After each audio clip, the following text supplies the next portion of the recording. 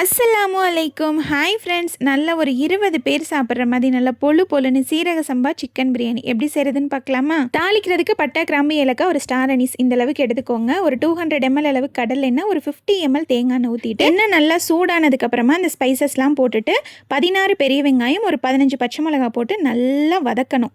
அந்த clipping miss ஆயிருச்சு, அதனால தான் ஆட் பண்ண முடியல. வெங்காயம் இந்த அளவுக்கு நல்லா வதங்கினதுக்கப்புறமா கரெக்டாக 14 டீஸ்பூன் அளவுக்கு இஞ்சி பூண்டு பேஸ்ட் எடுத்துக்கலாம். ஒரு கிலோக்கு 7 டீஸ்பூன் கரெக்டாக இருக்கும். சீரக சம்பா அரிசி ஒரு பாத்திரத்தில் இந்த அளவுக்கு இருந்துச்சு. நம்ம சிக்கன் பிரியாணி ஆக்குறோம் அப்படிங்கிறதுனால 1.2 ரேஷியோ தண்ணி வைக்க வேணாம். 1 கப் ரைஸ்க்கு 1.5 கப் தண்ணி வச்சிங்க அப்படின்னா தான் சிக்கன் பிரியாணி நல்லா பொழு பொழுன்னு வரும். தண்ணியை ஒரு பாத்திரத்தில் ஊற்றிட்டு காய்கிறதுக்காக வச்சு விட்டுறலாம்.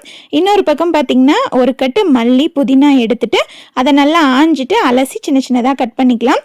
இப்போ நம்ம சேர்த்து இஞ்சி பூண்டு பேஸ்ட் நல்லா வதங்கவும் 2.5 கிலோ சிக்கன், 1/2 லிட்டர் அளவுக்கு தயிர் சேர்த்து நல்லா மிக்ஸ் பண்ணி ஒரு 10 நிமிஷம் அந்த தயிரோட நல்லா வதக்கிட்டு காரத்துக்கு தகுந்த மாதிரி மிளகாய்த்தூள், 2 டீஸ்பூன் கரம் மசாலா, 6 பழமான தக்காளி, மல்லி, புதினா சின்ன சின்னதாக கட் பண்ணிட்டு அதையும் சேர்த்துட்டு நல்லா மிக்ஸ் பண்ணி மூடி போட்டு விட்டுடலாம். ஒரு 10 நிமிஷத்தில் அந்த தக்காளிலாம் நல்லா மசிஞ்சு இந்த மாதிரி தொக்கு மாதிரி வந்துடும்.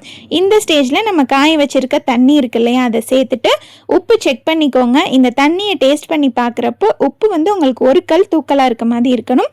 தண்ணி இந்த மாதிரி 4 பக்கமும் நல்லா கொதிச்சதுக்கு அப்புறமா அரிசியை கழுவி அப்படியே சேர்த்துடலாம். சீரக சம்பா அரிசி நான் ஊற வைக்க மாட்டேன், அப்பதான் சாப்பாடு நல்லா பொழு பொழுன்னு வரும். அரிசி சேர்த்துட்டு ஒரு 3 லெமனோட ஜூஸ் சேர்த்துட்டு மூடி போட்டு விட்டுடலாம். கரெக்டாக ஒரு 6-7 நிமிஷத்துக்கு அடுப்பு நல்லா ஃபுல் ஃப்ளேமில் இருக்கட்டும்.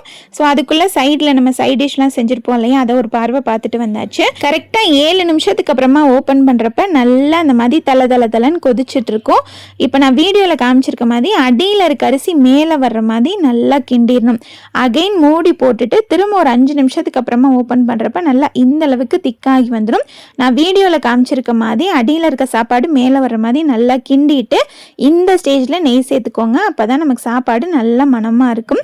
நெய் சேர்த்து ஒரு மிக்ஸ் பண்ணி விட்டுட்டு அப்படியே லெவல் பண்ணி விட்டுட்டு ப்ரீஹீட் பண்ணி வச்சுருக்க தோசை தவா மேலே அந்த பாத்திரத்தை வச்சுட்டு லோ ஃப்ளேமில் 20 மினிட்ஸ் வச்சுட்டு திரும்ப ஒரு ½ அன் ஹவருக்கு அப்புறம் ஓப்பன் பண்ணிங்கன்னா நல்லா உதிரியாக சூப்பராக ரெடி ஆயிரும்.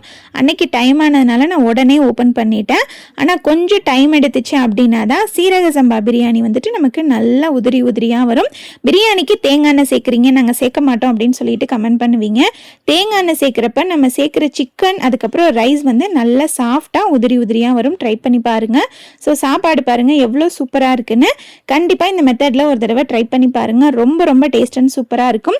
இந்த பிரியாணிக்கு சேர்த்த கரம் மசாலாவோட ரேஷியோ நான் டிஸ்கிரிப்ஷனில் கொடுத்துருக்கேன், செக் பண்ணி பார்த்துக்கோங்க. நாளைக்கு இருந்து எப்பவும் போல மினி விளாக்ஸ் நம்ம சேனலில் வந்துடும். தேங்க்யூ.